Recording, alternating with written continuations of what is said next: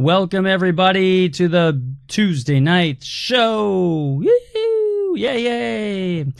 Tonight we're going to talk about your relationships. How fast you create anything, especially your career, depends on three relationships in your life: your past, your presence, and your precise goal visions. We're going to talk about that and hitch up a little bit about the course coming up soon.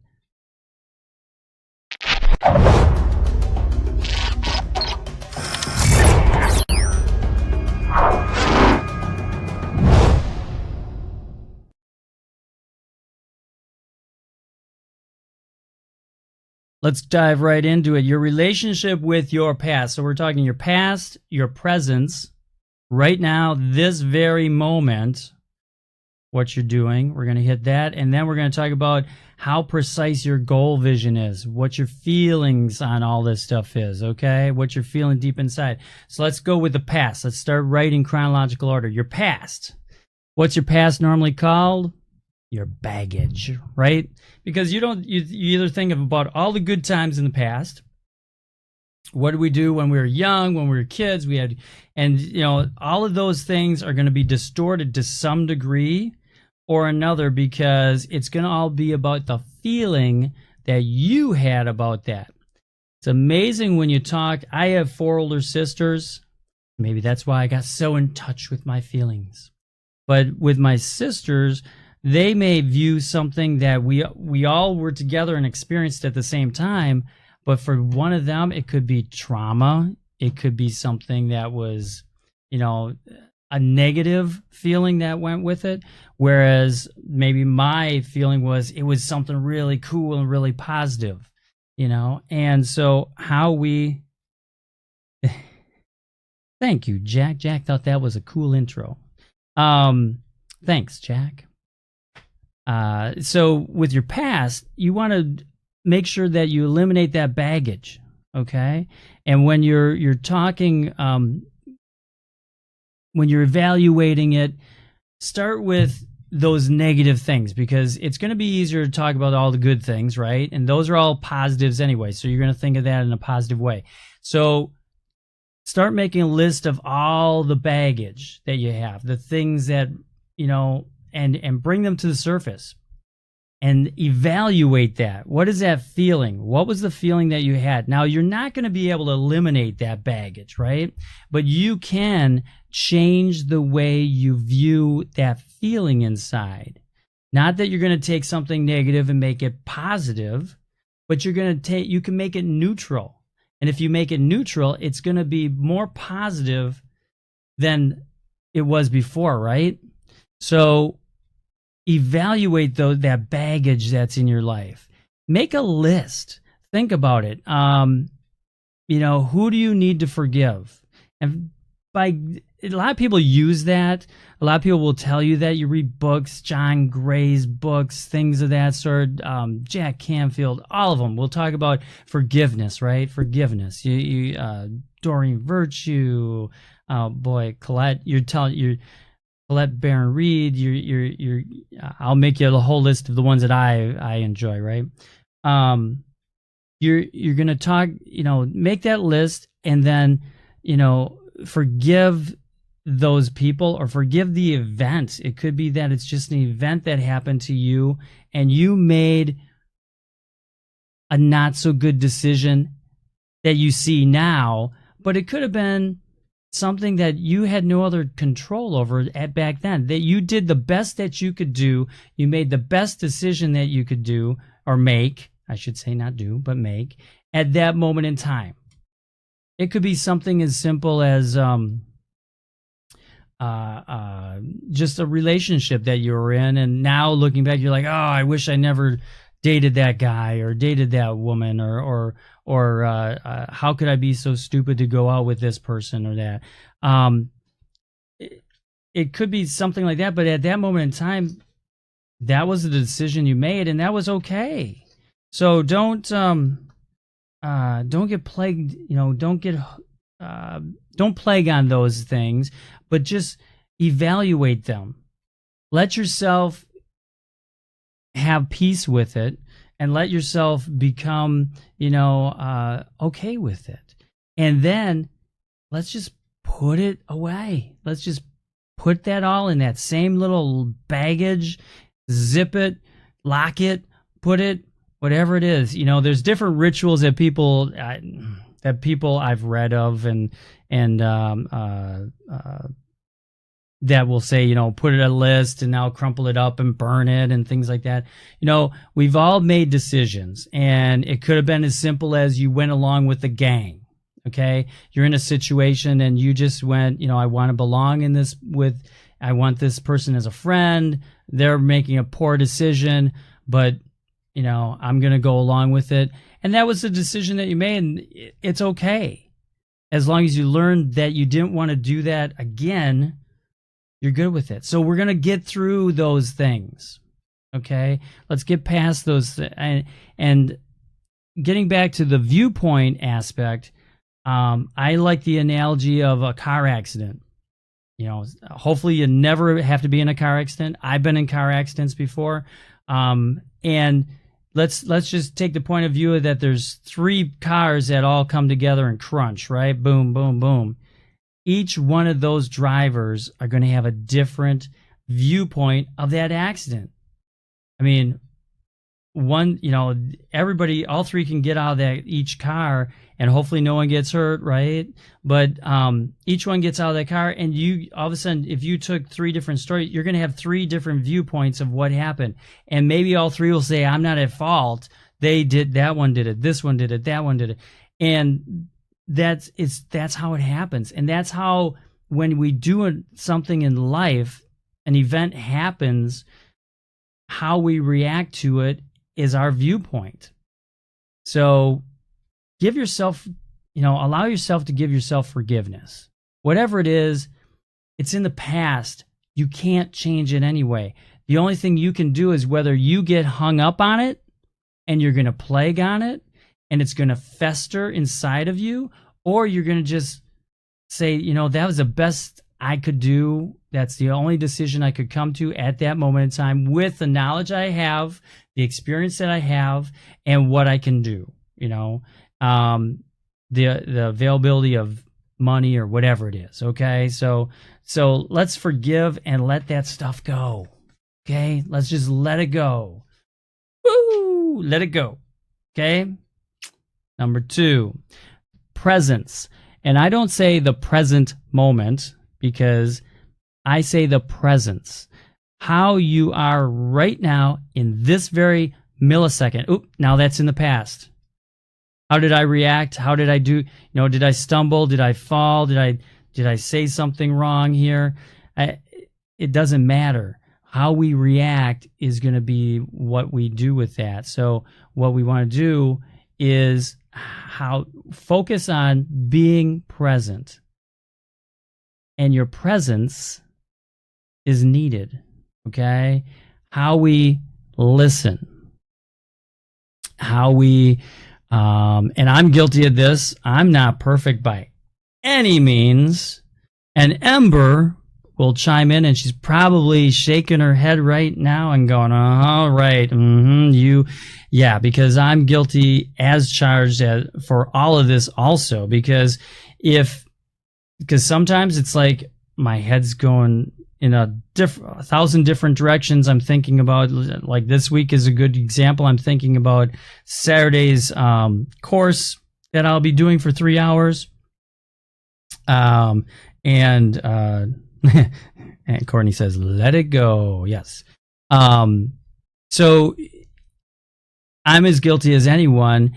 You have to sometimes make the conscious effort. You got to just say, okay, hold on, stop what I'm doing, put this down for a moment, and be one with that moment. Be there, absorb that, good, bad, or indifferent, because we don't want to just make a rash reaction to something. We want to make a positive flow for everyone that's involved in that moment. Okay, so whether that's taking time for your kids, or that's taking time for your relationships, or just in the moment at the grocery store, It could be somebody's having a bad day, and just your acknowledgement of them is going to raise their vibration level and make them more positive than before. And then the reaction and action keeps going from there forward. If you think about it, and there's been a few movies that have done this, one reaction leads to the other. Hey, thanks for the thumbs up. Appreciate that. Hey, thanks, YouTube. I don't know who you are, but thank you. That's cool. So be one with that moment.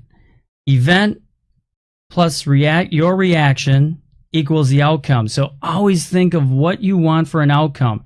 If all of a sudden you catch yourself like correcting someone, or right away chiming in or something of that sort without really thinking it through, think of the outcome. What do you want for an outcome?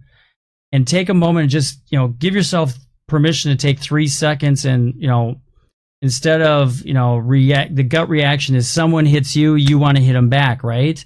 That's just a gut reaction. Take a moment, not necessarily someone hits you. Hopefully no one hits you, right? But take a moment, think about what you want for an outcome. Do you want this relationship to end? Do you want this relationship to flourish?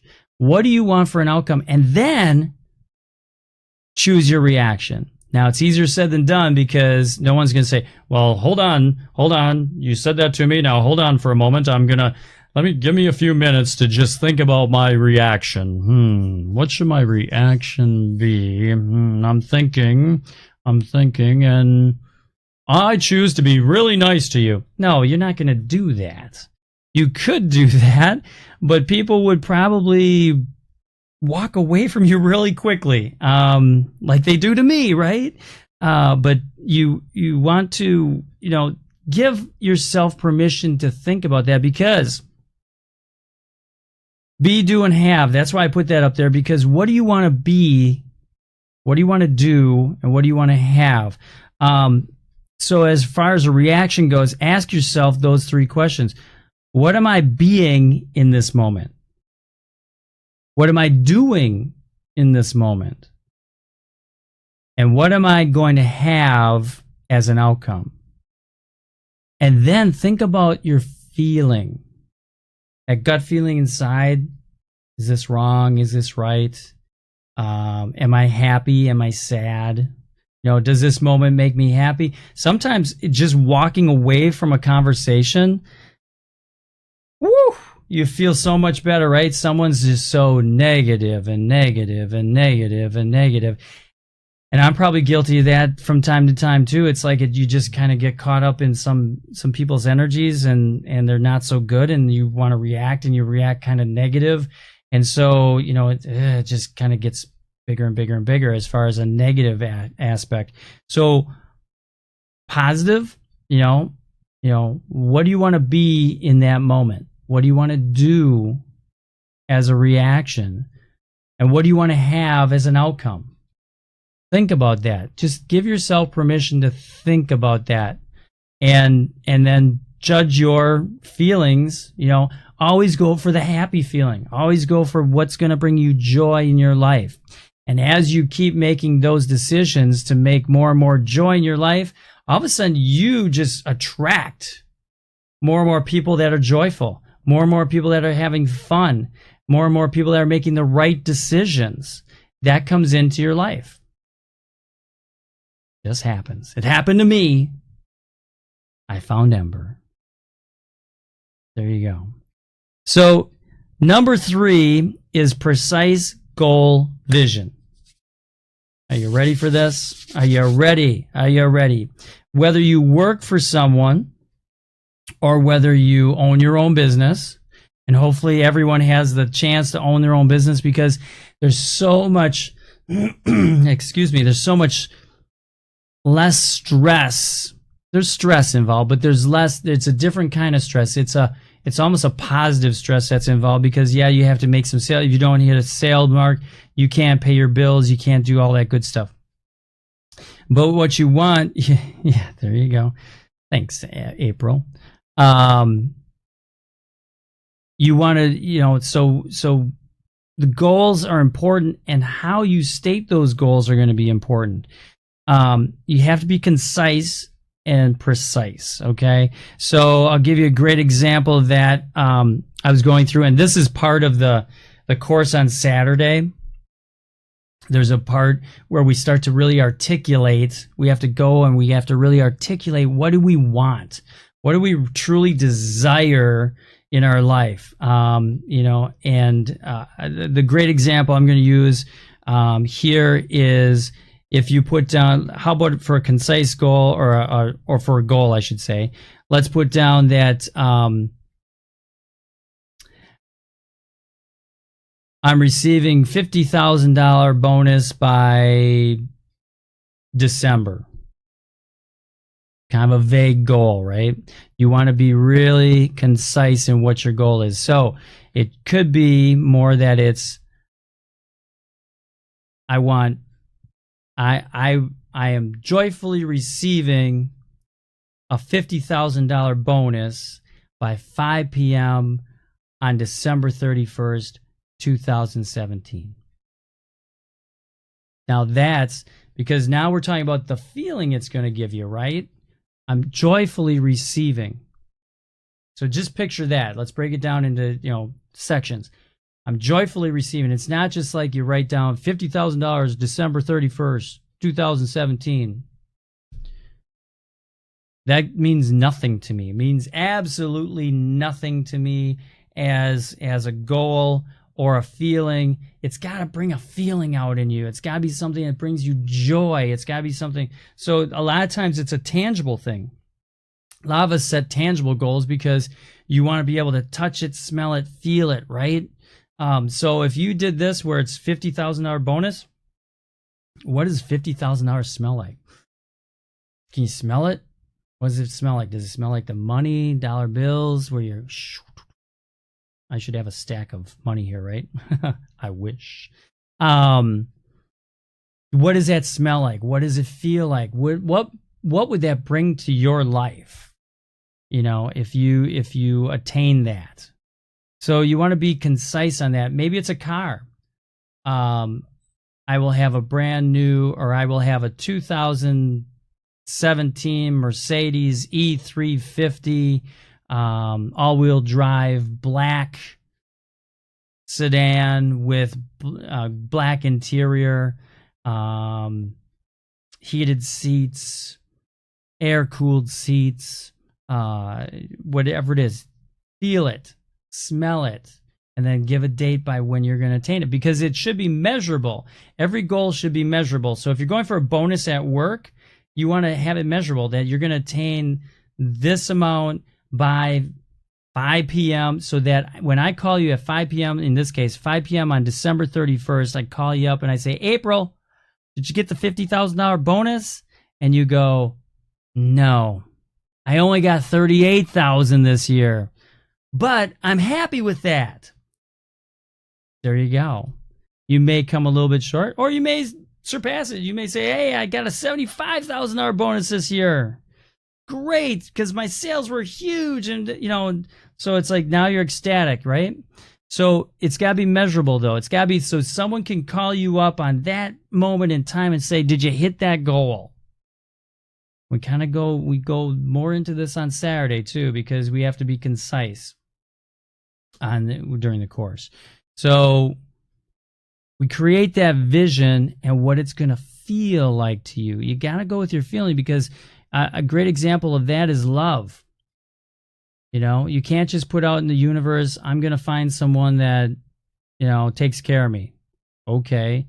Now you got the person that comes in and takes care of you, but it could be Helga the nurse, or Frank the hairy Italian guy, or something, or what, I don't know. Maybe you like that. I don't know. I'm just making up stuff. But you want to, you got to be precise on what you're looking for. Love is the easiest one, because what does that give you? When you fall in love, you get this feeling, right? You get this feeling inside, and it's all nervousness and love, and you just feel tingly and all that. I mean, know what that feeling is, because now that feeling is a positive thing, right? Now, if you can get that psyched out and just motivated with all the other things in life, that's what you want to go with. You want to feel what that's like. Okay? That's the biggest thing. So hopefully you can see where I'm going with this. And excuse me for that. I still have that little bit of a cold. For those of you tuning in, I've had a cold for like 2 weeks, and this is on the tail end. I thought I was totally over it by this last weekend, but, you know, I'll stop with that because this is some good stuff we're talking about. So make sure you write down the goal and write down what it makes you feel. You know, if you want to go into a whole paragraph off this goal, write down your goal and how it feels and where you're going to be and what you're going to do and where it's going to come from. You know, do it. Write a whole story on this, and then read it every day. Read it every day, every morning and every night, every morning and every night. And just visualize and feel it. Close your eyes. It doesn't even matter if you can say it. Well, it does matter if you can say it, because you want to make sure you can articulate your goals, right? But feel it. Close your eyes and then feel that goal and what it would be like having it. And just as you're in that moment, and if you talk to anyone that's attained anything great within their life, they have all done this. When you're looking for love out there, that's the easiest example to use. If you're looking for love out there, once you articulate exactly what you want, it comes to you. It just comes to you. It comes on board, right? And you feel it, because when it comes to you, you obviously get that little tickle in your tummy. You feel all good. You're feeling all excited. And you're like, yeah, that's the one right there. And you feel that. So that's the easiest example I can give you, but it can also take you down the wrong road real quickly if you don't feel it, but you just kind of go with it. Well, yeah, I'll go out on a date with that person. You know, yeah, let's go see how it works out. And you just kind of go through the motions because you don't want to be without something or someone, right? But you want to make sure, just like in love, your goals are the same way. Put it out there. Write them down. You got to write them down.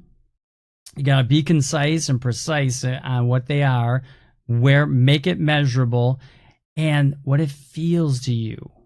Now, as you go through your whole day, now let's go reverse. We're going to reverse engineer this.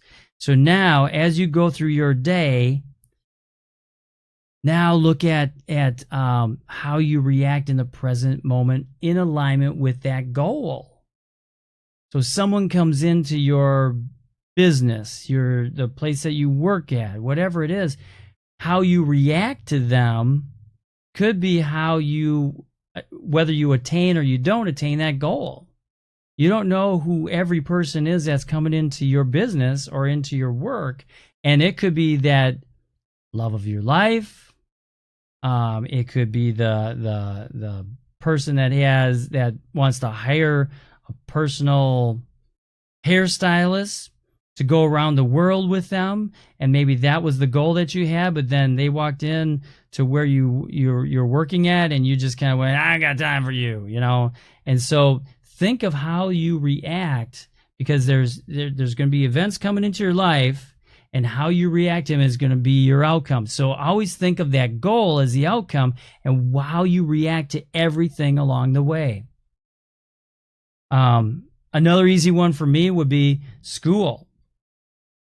You go to school. Let's go way back to high school when we were all equal, right? We're all equal in high school.